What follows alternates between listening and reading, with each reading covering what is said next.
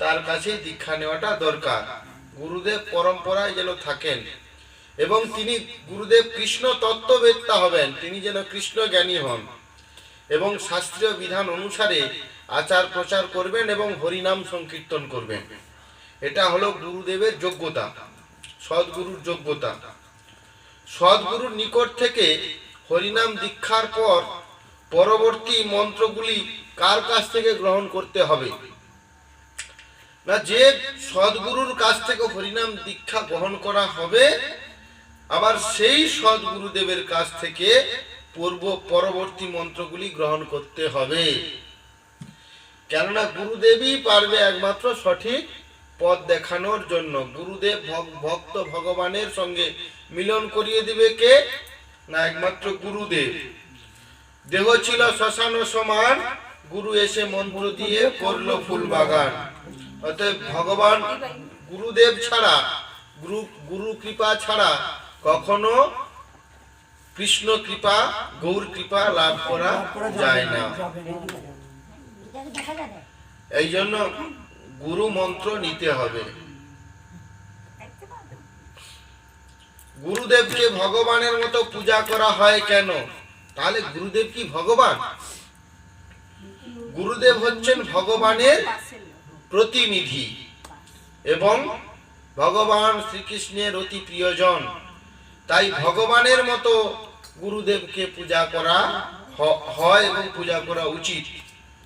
গুরুদেব ভগবান নন, তিনি হচ্ছে ভগবানের প্রতিনিধি।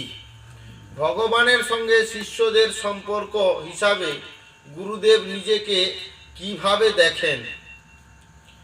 ভগবানের সঙ্গে শিষ্যের সম্পর্ক হিসাবে গুরুদেব হচ্ছেন নিত্য সংযোগকারী। প্রতিনিয়ত গুরুদেব যে নামটি দীক্ষা দিবেন সেই নামটি প্রতিনিয়ত জপ করা হচ্ছে শিষ্যের কর্তব্য। গুরুদেব পরম সত্য কথা বলেন, আপনি কি তা বিশ্বাস করেন?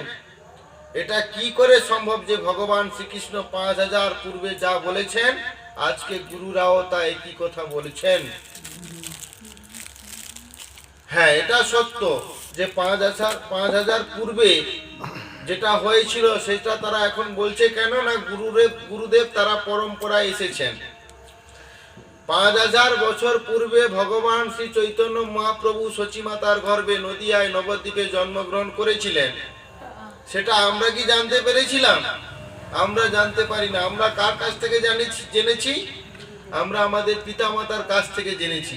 পিতামাতা কার কাছ থেকে জেনেছেন? তার গুরুদেবের কাছ থেকে জেনেছেন। হ্যাঁ, এই করতে করতে আমরা গুরু পরম্পরায় আমরা জেনে এসেছি।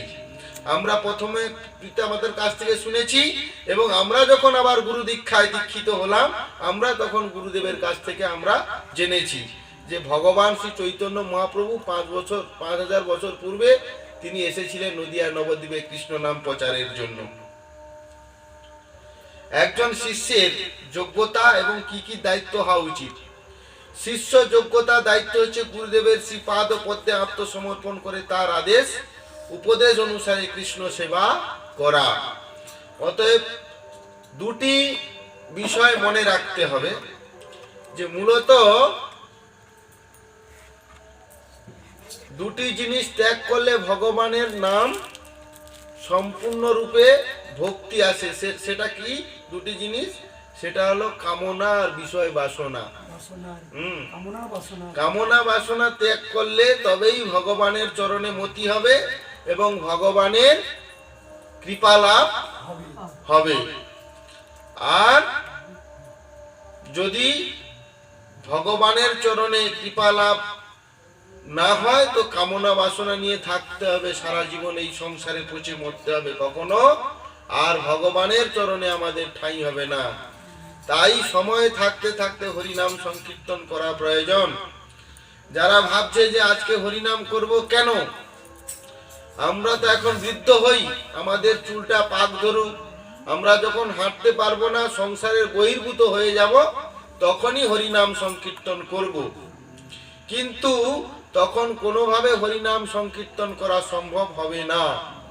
কেননা তখন নিজের শরীরের যে দেহ জ্বালা ব্যাধি সেগুলো জরা বেদি সব তেড়ে ধরবে, যার জন্য তুমি হরিনাম হরিবাসরে আশা তো দূর নিজেই মুখে আনতে পারবে না। ওরে বাবা গেলাম রে, যাই রে, এইসব করতে করতে জীবন চলে যাবে, এই জীবন বৃথা হয়ে যাবে।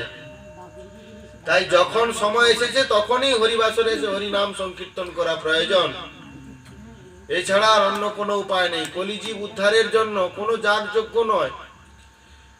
সত্য যুগে, ত্রেতা যুগে, দাপর যুগে তখন কি করে আমাদের উদ্ধার হতে হতো না, আমাদের তখন উদ্ধার হতে হতো একমাত্র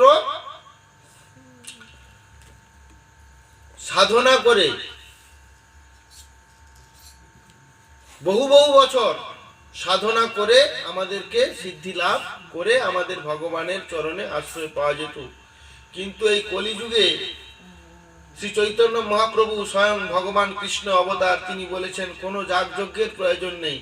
রণে থাকো, জলে থাকো, জঙ্গলে থাকো, শুধু হরে কৃষ্ণ কৃষ্ণ কৃষ্ণ হরে হরে, হরে রাম রাম রাম হরে হরে, এই নাম করলেই জগতে সবার মুক্তি, জীবের মুক্তি এবং সব পশু পাখি সমস্ত কীট পতঙ্গের সবারই মুক্তি। জয় জয় নিতাই গৌর সীতানাথ প্রেমানন্দে হরি। হরে কৃষ্ণ নামটা ধরো। ওই চন্ডী হাত তুল, প্রণাম কর।